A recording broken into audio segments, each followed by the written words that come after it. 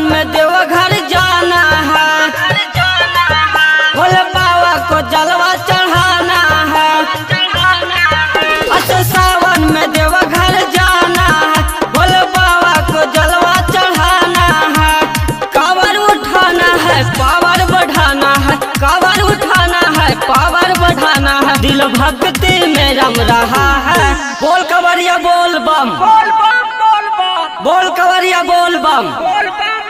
भोले का डमरू बज रहा है, कंवरिया बोल बम बोल रहा है। भोले का डमरू बज रहा है, कंवरिया बोल बम बोल रहा है। बोल बम बोल रहा है, कंवरिया बोल बम बोल रहा है। DJ Kundan Raj चिरी, Shivangi recording studio Rajgir. Bhole दुआरिया बन के पुजरिया करल जाई डांस हो। हवे दयालु बलसा वाला दिहे आशीष एडवांस हो। भोले दुआरिया बन के पुजरिया करल जाई डांस हो। हवे दयालु बलसा वाला दिहे आशीष एडवांस हो। झिम झिम बदरिया सावन के बरसे, झिम झिम बदरिया सावन के बरसे, गोलावा फिसल रहा है। भोले का डमरू बज रहा है, कंवरिया बोल बम बोल रहा है। भोले का डमरू बज रहा है, कंवरिया बोल बम बोल रहा है।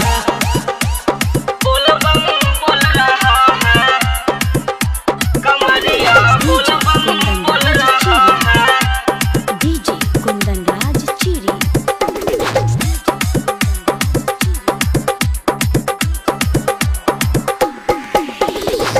शिव के पुजरिया गावा तारे भोले बाबा के भजनिया हो।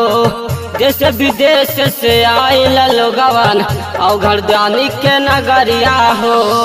अवघर दानी के नगरिया हो। शिव के पुजरिया गावा तारे भोले बाबा के भजनिया हो। देश विदेश से आइल लोगवन अवघर दानी के नगरिया हो।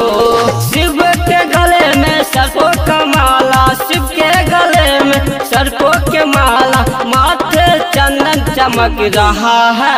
भोले का डमरू बज रहा है, कंवरिया बोल बम बोल रहा है। भोले का डमरू बज रहा है, कंवरिया बोल बम